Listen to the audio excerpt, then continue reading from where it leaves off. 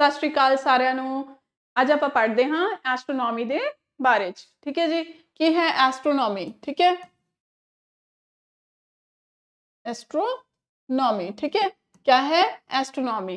ਐਸਟਰੋਨॉमी ਬ੍ਰਹਿਮੰਡ ਦੀ ਅਧਿਐਨ ਕਰਨ ਨੂੰ ਹੀ ਕੀ ਕਿਹਾ ਜਾਂਦਾ ਹੈ? ਐਸਟਰੋਨॉमी ਕਿਹਾ ਜਾਂਦਾ ਹੈ। ਠੀਕ ਹੈ, ਬ੍ਰਹਿਮੰਡ, ਪੂਰੇ ਬ੍ਰਹਿਮੰਡ ਦੀ ਸਟੱਡੀ ਕਰਨ ਨੂੰ ਹੀ ਕੀ ਕਹਿੰਦੇ ਆ ਅਸੀਂ? ਐਸਟਰੋਨॉमी ਕਹਿੰਦੇ ਆ। ਠੀਕ ਹੈ ਜੀ, ਹੁਣ ਇੱਥੇ ਸਵਾਲ ਨਿਕਲ ਕੇ ਆਂਦਾ ਵੀ ਇਹ ਬ੍ਰਹਿਮੰਡ ਹੈ ਜਿਹੜਾ ਇਹ ਹੈ ਕੀ ਹੈ ਬ੍ਰਹਿਮੰਡ? ਠੀਕ ਹੈ ਜੀ, ਤਾਂ ਬ੍ਰਹਿਮੰਡ ਕੁਝ ਉਹ ਹਵਾ ਨਹੀਂ ਹੈ। ਤੁਸੀਂ ਘਰ ਤੋਂ ਬਾਹਰ ਨਿਕਲ ਕੇ ਆਪਣੇ ਉੱਪਰ ਆਸਮਾਨ ਵੱਲ, ਆਕਾਸ਼ ਵੱਲ ਮੂੰਹ ਕਰਕੇ ਦੇਖੋ, ਤੁਹਾਨੂੰ ਜਿੰਨੀਆਂ ਵੀ ਚੀਜ਼ਾਂ ਨਜ਼ਰ ਆ ਰਹੀਆਂ ਨੇ, ਤਾਰੇ ਨੇ, ਗ੍ਰਹਿ ਨੇ, ਉਪਗ੍ਰਹਿ ਨੇ, ਠੀਕ ਹੈ, ਇਹ ਸਾਰੇ ਦੇ ਸਾਰੇ ਹੀ ਚੀਜ਼ਾਂ ਕਿਹਦੇ ਵਿੱਚ ਆ ਜਾਂਦੀਆਂ ਨੇ? ਬ੍ਰਹਿਮੰਡ ਦੇ ਵਿੱਚ ਆ ਜਾਂਦੀਆਂ ਨੇ। ਇਹ ਸਾਰਾ ਹੀ ਕੀ ਹੈ? ਸਾਡਾ ਬ੍ਰਹਿਮੰਡ ਹੈ। ਤਾਂ ਕਲੀਅਰ ਹੈ ਇੰਨੀ ਗੱਲ, ਬ੍ਰਹਿਮੰਡ ਹੈ ਕੀ? ਠੀਕ ਹੈ, ਯਾਨੀ ਕਿ ਸਿੱਧੀ ਗੱਲ, ਆਸਮਾਨ ਦੇ ਵਿੱਚ ਸਾਨੂੰ ਜਿੰਨੀਆਂ ਵੀ ਚੀਜ਼ਾਂ ਨਜ਼ਰ ਆ ਰਹੀਆਂ ਨੇ, ਜਿੰਨੀਆਂ ਵੀ ਬੋਡੀ ਸਾਨੂੰ ਨਜ਼ਰ ਆ ਰਹੀਆਂ ਨੇ, ਉਹਨਾਂ ਸਾਰਿਆਂ ਨੂੰ ਮਿਲਾ ਕੇ ਹੀ ਅਸੀਂ ਕੀ ਕਹਿੰਦੇ ਆ? ਬ੍ਰਹਿਮੰਡ ਕਹਿੰਦੇ ਹਾਂ। ਠੀਕ ਹੈ ਜੀ, ਤਾਂ ਉਸੇ ਬ੍ਰਹਿਮੰਡ ਦੇ ਬਾਰੇ 'ਚ ਜਿਸ ਵਿੱਚ ਅਸੀਂ ਪੜ੍ਹਦੇ ਹਾਂ, ਜਿਹੜੀ ਸਾਇੰਸ ਦੇ ਵਿੱਚ ਅਸੀਂ ਪੜ੍ਹਦੇ ਹਾਂ, ਉਸੇ ਨੂੰ ਹੀ ਅਸੀਂ ਕੀ ਕਹਿੰਦੇ ਆ? ਐਸਟਰੋਨॉमी ਕਹਿੰਦੇ ਆ। ਕੀ ਕਿਹਾ ਜਾਂਦਾ ਹੈ? ਐਸਟਰੋਨॉमी। ਠੀਕ ਹੈ, ਇਹਦਾ ਇੱਕ ਹੋਰ ਨਾਮ ਵੀ ਹੈ ਕਾਸਮੋਲੋਜੀ। ਕੀ ਨਾਮ ਹੈ ਇਹਦਾ? ਇੱਕ ਕਾਸਮੋਲੋਜੀ। ਇਹ ਕਾਸਮੋਲੋਜੀ ਕਿੱਥੋਂ ਪਿਆ? ਇਹ ਇੱਕ ਕਾਸਮਿਕ ਸ਼ਬਦ ਤੋਂ ਪਿਆ। ਕਾਸਮਿਕ ਸ਼ਬਦ ਹੈ ਜਿਹੜਾ, ਇਹ ਰਸ਼ੀਅਨ ਭਾਸ਼ਾ ਦਾ ਇੱਕ, ਰਸ਼ੀਅਨ ਲੈਂਗੁਏਜ ਦਾ ਹੀ ਇੱਕ ਕੀ ਹੈ? ਸ਼ਬਦ ਹੈ। ਰਸ਼ੀਅਨ ਲੈਂਗੁਏਜ ਦੇ ਵਿੱਚ ਕਾਸਮੋ ਨੂੰ ਕੀ ਕਿਹਾ ਜਾਂਦਾ ਹੈ? ਬ੍ਰਹਿਮੰਡ ਕਿਹਾ ਜਾਂਦਾ ਹੈ। ਬ੍ਰਹਿਮੰਡ ਨੂੰ ਹੀ ਰਸ਼ੀਅਨ ਲੈਂਗੁਏਜ ਦੇ ਵਿੱਚ ਕੀ ਕਹਿੰਦੇ ਨੇ? ਕਾਸਮਿਕ। ਕੀ ਕਹਿੰਦੇ ਨੇ? ਕਾਸਮਿਕ ਕਿਹਾ ਜਾਂਦਾ ਹੈ। ਠੀਕ ਹੈ, ਤਾਂ ਕਾਸਮਿਕ ਨੂੰ, ਬ੍ਰਹਿਮੰਡ ਦੇ ਅਧਿਐਨ ਕਰਨ ਨੂੰ ਹੀ ਕੀ ਕਿਹਾ ਜਾਏਗਾ? ਕਾਸਮੋਲੋਜੀ ਕਿਹਾ ਜਾਂਦਾ ਹੈ। ਕਲੀਅਰ ਹੈ? ਤਾਂ ਕਾਸਮੋਲੋਜੀ ਆਏ ਪੇਪਰ ਦੇ ਵਿੱਚ ਜਾਂ ਐਸਟਰੋਨॉमी ਆਏ, ਬੋਥ ਆਰ ਸੇਮ। ਦੋਨਾਂ ਦਾ ਮਤਲਬ ਇਹੀ ਹੈ ਕਿ ਅਸੀਂ ਬ੍ਰਹਿਮੰਡ ਦੇ ਬਾਰੇ 'ਚ ਪੜ੍ਹਨਾ ਹੈ। ਠੀਕ ਹੈ, ਬ੍ਰਹਿਮੰਡ 'ਚ ਬਹੁਤ ਸਾਰੀਆਂ ਚੀਜ਼ਾਂ ਨੇ, ਤਾਰੇ ਨੇ, ਗ੍ਰਹਿ ਨੇ, ਉਪਗ੍ਰਹਿ ਨੇ, ਮੈਟਰੋਇਡ, ਐਸਟਰੋਇਡ, ਪਤਾ ਨਹੀਂ ਕਿੰਨੀਆਂ ਹੀ ਚੀਜ਼ਾਂ ਨੇ। ਠੀਕ ਹੈ, ਤੇ ਇਹਨਾਂ ਸਾਰਿਆਂ ਦੇ ਬਾਰੇ 'ਚ ਜਦੋਂ ਅਸੀਂ ਪੜ੍ਹਦੇ ਹਾਂ, ਉਸੇ ਸਾਇੰਸ ਨੂੰ ਅਸੀਂ ਕੀ ਕਹਿੰਦੇ ਆ? ਐਸਟਰੋਨॉमी ਕਿਹਾ ਜਾਂਦਾ ਹੈ। ਠੀਕ ਹੈ, ਐਸਟਰੋਨॉमी ਕਹੋ ਜਾਂ ਫਿਰ ਕਾਸਮੋਲੋਜੀ ਕਹੋ। ਕਲੀਅਰ ਹੈ? ਚਲੋ ਫਿਰ ਹੁਣ ਪਹਿਲੀ ਚੀਜ਼ ਆਪਾਂ ਇੱਥੇ ਹੀ ਸਵਾਲ ਆਉਂਦਾ ਸਾਡੇ ਕੋਲ ਇੱਕ ਹੋਰ, ਕਿ ਜਿਹੜਾ ਇਹ ਬ੍ਰਹਿਮੰਡ ਹੈ, ਇਹਦੀ ਉਤਪਤੀ ਕਿਵੇਂ ਹੋਈ? ਠੀਕ ਹੈ ਨਾ, ਬਣਦਾ ਕਿ ਨਹੀਂ ਬਣਦਾ ਸਵਾਲ ਕਿ ਦੁਨੀਆ ਦੇ ਵਿੱਚ ਜਿਹੜਾ ਬ੍ਰਹਿਮੰਡ ਹੈ, ਅਸੀਂ ਗੱਲਾਂ ਕਰਦੇ ਹਾਂ ਬ੍ਰਹਿਮੰਡ ਯੂਨੀਵਰਸ ਹੈ ਨਾ, ਯੂਨੀਵਰਸ ਇਸੇ ਨੂੰ ਹੀ ਕਿਹਾ ਜਾਂਦਾ ਹੈ। ਠੀਕ ਹੈ, ਤੇ ਜਿਹੜਾ ਯੂਨੀਵਰਸ ਹੈ, ਬ੍ਰਹਿਮੰਡ ਹੈ, ਅੰਤਰਿਕਸ਼ ਸਾਡਾ, ਇਹਦੀ ਉਤਪਤੀ ਹੋਈ ਕਿਵੇਂ? ਠੀਕ ਹੈ, ਸਾਡੇ ਕੋਲ ਸਵਾਲ ਹੈ ਕਿ ਬ੍ਰਹਿਮੰਡ ਦੀ ਉਤਪਤੀ ਹੋਈ ਕਿਵੇਂ। ਤਾਂ ਦੇਖ ਲੈਂਦੇ ਹਾਂ ਬ੍ਰਹਿਮੰਡ ਦੀ ਉਤਪਤੀ ਵੀ ਕਿਸ ਤਰੀਕੇ ਨਾਲ ਸਾਡੇ ਕੋਲ ਇਹ ਹੋਈ। ਠੀਕ ਹੈ, ਤਾਂ ਕੀ ਹੈ ਬ੍ਰਹਿਮੰਡ ਦੀ ਉਤਪਤੀ? ਠੀਕ ਹੈ ਜੀ, ਤਾਂ ਹੁਣ ਅਸੀਂ ਬ੍ਰਹਿਮੰਡ ਦੀ ਉਤਪਤੀ ਵਾਲੇ ਜਾਣ ਲੈਂਦੇ ਹਾਂ। ਤਾਂ ਬ੍ਰਹਿਮੰਡ ਦੀ ਉਤਪਤੀ ਹੈ ਜਿਹੜੀ, ਇਹ ਕਿਵੇਂ ਹੋਈ? ਜਦੋਂ ਬ੍ਰਹਿਮੰਡ ਦੇ ਬਾਰੇ 'ਚ ਅਧਿਐਨ ਕਰਿਆ ਗਿਆ ਤਾਂ ਕਈ ਲੋਕਾਂ ਨੇ ਕਈ ਗੱਲਾਂ ਦੱਸੀਆਂ। ਠੀਕ ਹੈ, ਆਪਣੇ ਵਿਚਾਰ ਦੱਸਣ ਦਾ ਸਭ ਨੂੰ ਹੱਕ ਹੈ ਕਿ ਨਹੀਂ ਹੈ? ਬਿਲਕੁਲ।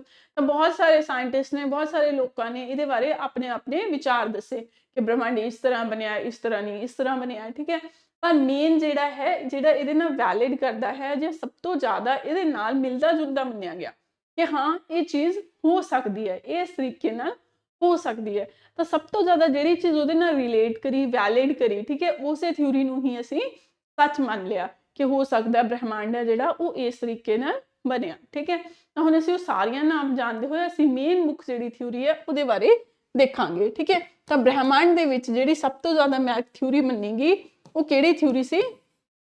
ਬਿਗ ਬੈਂਗ ਦੀ ਥਿਊਰੀ। ਠੀਕ ਹੈ, ਤਾਂ ਬ੍ਰਹਿਮੰਡ ਦੀ ਉਤਪਤੀ ਦਾ ਸਭ ਤੋਂ ਜ਼ਿਆਦਾ ਵਧੀਆ ਕਿਹਨੇ ਦੱਸਿਆ? ਬਿਗ ਬੈਂਗ ਨੇ ਦੱਸਿਆ। ਠੀਕ ਹੈ, ਸਭ ਤੋਂ ਜ਼ਿਆਦਾ ਵਧੀਆ ਕਿਸ ਬੰਦੇ ਨੇ ਦੱਸਿਆ? ਬਿਗ ਬੈਂਗ ਦੀ ਥਿਊਰੀ ਨੇ ਦੱਸਿਆ। ਠੀਕ ਹੈ ਜੀ, ਬਿਗ ਬੈਂਗ ਥਿਊਰੀ। ਇਸ ਥਿਊਰੀ ਨੂੰ ਕੀ ਨਾਮ ਦਿੱਤਾ ਗਿਆ? ਬਿਗ ਬੈਂਗ ਥਿਊਰੀ ਦਾ ਨਾਮ ਦਿੱਤਾ ਗਿਆ। ਠੀਕ ਹੈ, ਹੁਣ ਇਹ ਜਿਹੜੀ ਬਿਗ ਬੈਂਗ ਥਿਊਰੀ ਸੀ, ਇਹ ਦਿੱਤੀ ਕਿਨੇ? ਇਹ ਕਿਸੇ ਇਨਸਾਨ ਨੇ ਦਿੱਤੀ ਹੋਊ ਨਾ, ਤਾਂ ਕਿਹੜੇ ਇਨਸਾਨ ਨੇ ਦਿੱਤੀ ਸੀ? ਉਹ ਜਿਹੜਾ ਇਨਸਾਨ ਸੀ ਉਹ ਕੀ ਸੀਗਾ? ਇੱਕ ਪਾਦਰੀ ਸੀਗਾ। ਕੀ ਸੀਗਾ? ਪਾਦਰੀ। ਪਾਦਰੀ ਕੌਣ ਹੁੰਦਾ ਹੈ? ਜਿਵੇਂ ਮੰਦਿਰ ਦੇ ਵਿੱਚ ਇੱਕ ਪੰਡਿਤ ਹੁੰਦਾ ਹੈ ਨਾ, ਗੁਰਦੁਆਰੇ ਦੇ ਵਿੱਚ ਵੀ ਹੁੰਦਾ ਹੈ, ਤਾਂ ਉਦਾਂ ਹੀ ਈਸਾਈਆਂ ਦਾ ਜਿਹੜਾ ਗਿਰਜਾ ਘਰ ਹੈ ਉਹਦੇ ਵਿੱਚ ਵੀ ਜਿਹੜਾ ਧਾਰਮਿਕ ਰੂਪ ਤੇ ਬੰਦਾ ਮੋਢੀ ਹੁੰਦਾ, ਉਹਨੂੰ ਕੀ ਕਿਹਾ ਜਾਂਦਾ? ਪਾਦਰੀ ਕਿਹਾ ਜਾਂਦਾ। ਠੀਕ ਹੈ ਜੀ, ਇਹ ਜਿਹੜਾ ਪਾਦਰੀ ਸੀਗਾ ਇਹ ਕਿੱਥੋਂ ਤੋਂ ਸੀਗਾ? ਇਹ ਬੈਲਜੀਅਮ ਤੋਂ ਸੀ। ਠੀਕ ਹੈ, ਤਾਂ ਪਾਦਰੀ ਜਿਹੜਾ ਸੀ ਉਹ ਕਿੱਥੋਂ ਦਾ ਸੀਗਾ? ਬੈਲਜੀਅਮ ਦਾ ਇੱਕ ਪਾਦਰੀ ਸੀ। ਬੜੇ ਹੀ ਈਸਾਈ ਦੇਖਣਾ ਤੁਸੀਂ, बहुत ज़्यादा इंटैलीजेंट होंगे ने ईसाई जिहड़े ने बहुत ज़्यादा की ने इंटैलीजेंट होंगे ने देखे नहीं तुसीं इन्हां दे बोर्ड ICSE बोर्ड कितना कुछ इन्हां नूं पता हुंदा है ना बहुत यह पढ़ाई लिखाई दे विच ईसाई ने जिहड़े बहुत ज़्यादा अगे हुंदे ने बहुत ज़्यादा वास्ट ने इंग्लिश मीडियम नाल बिलोंग करते हैं ना हाँ पर असीं भी किसी तो घट नहीं हैगे यही सोच के चलना है ठीक है तो पादरी जिहड़ा सीगा ये पादरी सी कित्थों बिलोंग करदा सी बेल्जियम तो बिलोंग करदा सी और इस पादरी का नाम की सीगा इस पादरी का नाम सीगा जॉर्ज जॉर्ज लेमंत्रे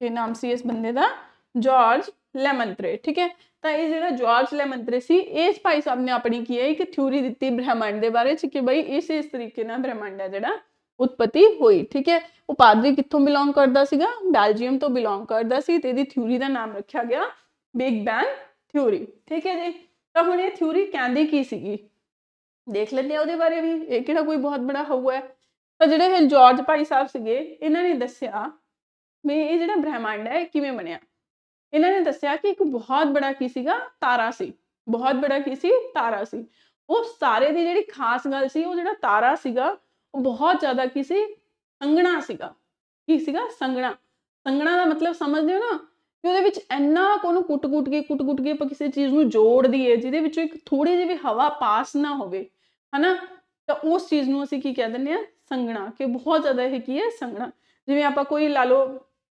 किसी चीज़ का कोई टुकड़ा लै लिए फिर उन्होंने कुट के बना लिए फिर एक गोली बना लिए जोड़ के फिर कुट के तो फिर एक गोली बना लिए तो हौली हौली किन्ना वो अंदर के जोड़े पार्टिकल्स ने अणु ने कण ने वो की आपस के जुड़ते जाएंगे तो वो जुड़न के करके वह की वजन है जो बहुत ज़्यादा भारी हो जाता है ना हुंदा ना लोहे नाल 1 किलो लोहा लईए या 1 किलो कॉटन लईए रूई कपास लईए असीं है ना कपा लईए तो दोनों ने जो आप चकते हैं है तो दोनों 1 किलो ही होंगे ने है ना 1 किलो ही क्या है रूई है साढ़े को 1 किलो ही लोहा जे असीं लै लीए है ना तो दोनों तो वजन दे विच तां बराबर ने पर जो असीं चुक के देखते हाँ तो सानू भारा की लगता है लोहा लगता है ना तो क्यों लगता है सानू वो लोहा क्योंकि वो जिहड़ी संघनता है वो बहुत ज़्यादा हुंदी है यानी कि लोहे के जिहड़े कण ने वो बहुत ज़्यादा आपस दे विच की ने जुड़े हुए ने इंटरमिक्स ने पर रूई के केस दे विच ये नहीं हुंदा तो इसे चीज़ ਲਈ कि वजन तो बराबर होवे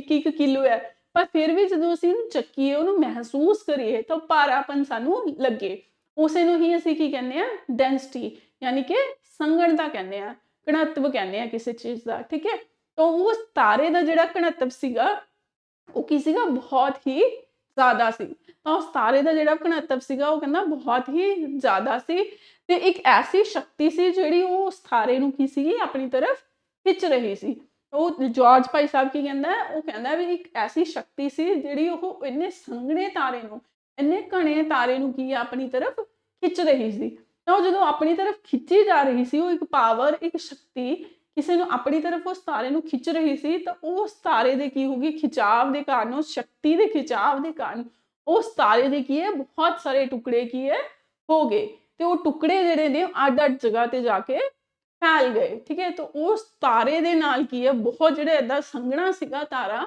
वो शक्ति जो कोई चीज़ खिंचती है देखो हुण ये है जो मैं इहनूं खिंचूंगी तो एक ना एक दिन ऐसी सिचुएशन एक समय ते ऐसी सिचुएशन आ जाएगी कि अड हो जाएंगे है ना तो हो सकता है जो इदा अड होए तो ये कुछ जिहड़ियां मेरी उंगलियां ने वो अड भी हो जान है ना क्योंकि हले तो जिहड़ी मेरी पावर है देखो इदा है जो इन्हें कोई शक्ति खिंच रही है इधरों भी जोर ला रहे हैं इधरों भी हर तरफ तो की है हर एंगल तो हले तो मेरे दो ही लैफ्ट और राइट है ना लैफ्ट और राइट ही जोर लग रहे हैं ना पर जदों इन्हों सारी तरफ तो शक्ति नूं इदां इदां खिंचा जाएगा तारे नूं उस शक्ति है ना अगों भी पिछों भी तो कि ये एक समा ऐसा आएगा कि यह इदां करके विस्फोट की तरह हो जाएगा है ना और ये आ उंगली किते आ उंगली किते आ किते आ किते ठीक है तो समझ गए तो इस तरीके ना उस तारे दे भी की है बहुत सारे टुकड़े की है अड अड हो गए ठीक है तो वही जिहड़े अड अड टुकड़े की है फैल गए तो किन्ने टुकड़े सीगे 100 अरब टुकड़े सी किन्ने टुकड़े होए उस एक तारे दे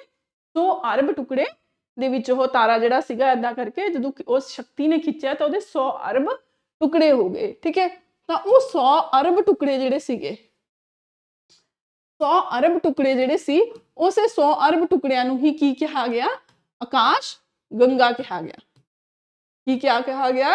ਆਕਾਸ਼ ਗੰਗਾ। ਹੁਣ ਇਹ ਆਕਾਸ਼ ਗੰਗਾ ਨੂੰ ਕੀ ਕਹਿੰਦੇ ਨੇ ਇੰਗਲਿਸ਼ ਦੇ ਵਿੱਚ? ਗੈਲੈਕਸੀ। ਕੀ ਕਹਿੰਦੇ ਨੇ? ਗੈਲੈਕਸੀ, ਹੈ ਨਾ। ਫੋਨ ਇੱਕ ਗੈਲੈਕਸੀ ਕਿਹਦਾ? ਸੈਮਸੰਗ ਦਾ। ਸੈਮਸੰਗ ਦਾ, ਅੱਛਾ ਠੀਕ ਹੈ, ਠੀਕ ਹੈ। ਤਾਂ ਉਸੇ ਨੂੰ ਇਹੀ ਕੀ ਕਿਹਾ ਗਿਆ? ਗੈਲੈਕਸੀ ਕਿਹਾ ਗਿਆ। ਤਾਂ ਯਾਨੀ ਕਿ ਹੁਣ ਪੂਰੇ ਬ੍ਰਹਿਮੰਡ ਦੇ ਵਿੱਚ ਕਿੰਨਾ ਮੰਨਿਆ ਜਾਂਦਾ ਹੈ? 100 ਅਰਬ। ਕਿੰਨਾ ਮੰਨਿਆ ਜਾਂਦਾ ਹੈ? 100 ਅਰਬ ਗੈਲੈਕਸੀਆਂ ਨੇ, ਠੀਕ ਹੈ। 100 ਅਰਬ ਆਕਾਸ਼ ਗੰਗਾ ਨੇ, ਠੀਕ ਹੈ। ਤਾਂ ਇਹਨਾਂ ਨੂੰ ਕੀ ਕਿਹਾ ਗਿਆ? ਉਹਨਾਂ ਟੁਕੜਿਆਂ ਨੂੰ ਆਕਾਸ਼ ਗੰਗਾ ਦਾ ਨਾਮ ਦੇ ਦਿੱਤਾ ਗਿਆ। ਤੇ ਇਹ ਮੰਨਿਆ ਜਾਂਦਾ ਹੈ ਕਿ ਉਹ ਜਿਹੜੀ ਸ਼ਕਤੀ ਹੈ ਉਹ ਅੱਜ ਵੀ ਹੈ, ਠੀਕ ਹੈ।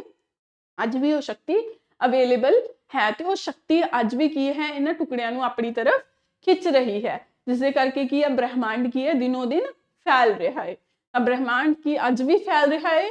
ਹਾਂ ਬਿਲਕੁਲ, ਬ੍ਰਹਿਮੰਡ ਅੱਜ ਵੀ फैल रहा है। ये कितना बड़ा है ਇਹਦਾ कोई अंदाजा नहीं लगा पाया, ठीक है। ਤਾਂ ਬ੍ਰਹਿਮੰਡ ਕਿੰਨਾ ਬੜਾ ਹੈ ਇਹਦਾ ਕੋਈ ਵੀ ਅੰਦਾਜ਼ਾ ਨਹੀਂ ਦੇ ਸਕਦਾ। ਤੁਸੀਂ ਖੁਦ ਹੀ ਸੋਚੋ ਨਾ, 100 ਅਰਬ, ਕਿੰਨੀਆਂ? 100 ਅਰਬ ਟੁਕੜੇ ਹੋ ਗਏ, ਹਨਾ। ਤਾਂ 100 ਅਰਬ ਗੈਲੈਕਸੀਆਂ ਨੇ ਸਾਡੇ ਕੋਲ। ਕਿੰਨੀਆਂ ਨੇ? 100 ਅਰਬ ਗੈਲੈਕਸੀਆਂ। ਔਰ ਇੱਕ ਗੈਲੈਕਸੀ ਦੇ ਵਿੱਚ ਪਤਾ ਕਿੰਨੇ ਆ? 100 ਅਰਬ ਹੀ ਤਾਰੇ ਹੁੰਦੇ ਨੇ। 100 ਅਰਬ ਤਾਰੇ ਹੁੰਦੇ ਨੇ ਇੱਕ ਆਕਾਸ਼ ਗੰਗਾ ਦੇ ਵਿੱਚ। 100 ਅਰਬ ਤਾਰੇ ਹੁੰਦੇ ਨੇ। ਤਾਂ ਹੁਣ ਤੁਸੀਂ ਅੰਦਾਜ਼ਾ ਲਾ ਸਕਦੇ ਹੋ ਕਿ ਕਿੰਨੇ ਤਾਰੇ ਨੇ ਆਸਮਾਨ ਦੇ ਵਿੱਚ, ਹਨਾ। ਆਕਾਸ਼ ਦੇ ਵਿੱਚ ਕਿੰਨੇ ਤਾਰੇ ਨੇ, ਠੀਕ ਹੈ। ਤਾਂ ਇਸ ਤਰੀਕੇ ਨਾਲ ਬ੍ਰਹਿਮੰਡ ਦਾ ਜਿਹੜਾ ਉਹ ਅੱਜ ਵੀ ਕੀ ਹੈ? ਫੈਲ ਰਿਹਾ ਹੈ, ਠੀਕ ਹੈ। ਹੁਣ ਸਵਾਲ ਆਉਂਦਾ ਹੈ ਕਿ ਕੀ ਇਹ ਸ਼ਕਤੀ ਹਮੇਸ਼ਾ ਹੀ ਰਹੇਗੀ? ਕੋਈ ਪਤਾ ਨਹੀਂ। ਤਾਂ ਸਾਇੰਟਿਸਟ ਨੇ ਕੀ ਕਿਹਾ ਕਿ ਹੋ ਸਕਦਾ ਇਹ ਸ਼ਕਤੀ ਇੱਕ ਨਾ ਇੱਕ ਦਿਨ ਖਤਮ ਹੋ ਜਾਵੇ। ਤਾਂ ਜਦੋਂ ਉਹ ਸ਼ਕਤੀ ਨਹੀਂ ਰਹੇਗੀ ਤਾਂ ਇਹਨਾਂ ਨੂੰ ਖਿੱਚਾਵੇ ਜਿਹੜਾ ਇਹਨਾਂ ਦਾ ਉਹ ਵੀ ਨਹੀਂ ਹੋਏਗਾ ਤੇ ਬ੍ਰਹਿਮੰਡ ਦਾ ਜਿਹੜਾ ਫੈਲਣਾ ਬੰਦ ਹੋ ਜਾਏਗਾ। ਤੇ ਉਸੇ ਪ੍ਰਕਿਰਿਆ ਨੂੰ ਕੀ ਕਿਹਾ ਗਿਆ? Super crunch. ਕੀ ਕਿਹਾ ਗਿਆ? Super crunch. ਮੰਚ ਨਾਲ, ਹਨਾ। ਸਾਰੀਆਂ ਕੰਪਨੀਆਂ ਬੜੀਆਂ ਇੰਟੈਲੀਜੈਂਟ ਨੇ, ਇੱਥੋਂ ਹੀ ਨਾਮ ਲੈਂਦੀਆਂ ਨੇ, ਹਨਾ। ਤਾਂ ਇਸੇ ਪ੍ਰਕਿਰਿਆ ਨੂੰ ਕੀ ਕਿਹਾ ਗਿਆ? ਸੁਪਰ ਕਰੰਚ ਦਾ ਨਾਮ ਦਿੱਤਾ ਗਿਆ। ਹੁਣ ਤੁਸੀਂ ਗੱਲ ਨੋਟ ਕਰੋ ਤਾਂ ਤੁਹਾਨੂੰ ਪਤਾ ਲੱਗ ਰਹੀ ਹੋਵੇਗੀ ਵੀ ਜਿਹੜਾ ਸੁਪਰ ਕਰੰਚ ਹੈ ਕੀ ਇਹ ਬਿਗ ਬੈਂਗ ਦਾ ਓਪੋਜ਼ਿਟ ਨਹੀਂ ਲੱਗ ਰਿਹਾ? ਦੱਸੋ, ਲੱਗ ਰਿਹਾ ਨਾ? ਹਾਂ, ਕਿਵੇਂ? ਕਿਉਂਕਿ ਬਿਗ ਬੈਂਗ ਦੇ ਵਿੱਚ ਕੀ ਸੀਗਾ? ਸਾਰਾ ਆਸਮਾਨ, ਸਾਰਾ ਬ੍ਰਹਿਮੰਡ ਹੈ ਜਿਹੜਾ ਉਹ ਕੀ ਹੈ? ਫੈਲ ਰਿਹਾ ਸੀ, ਹਨਾ। ਕਿਉਂਕਿ ਉਹ ਸ਼ਕਤੀ ਉੱਥੇ ਹੈ। ਇਹ ਮੰਨਿਆ ਜਾ ਰਿਹਾ ਹੈ ਕਿ ਸ਼ਕਤੀ ਅੱਜ ਵੀ ਹੈ।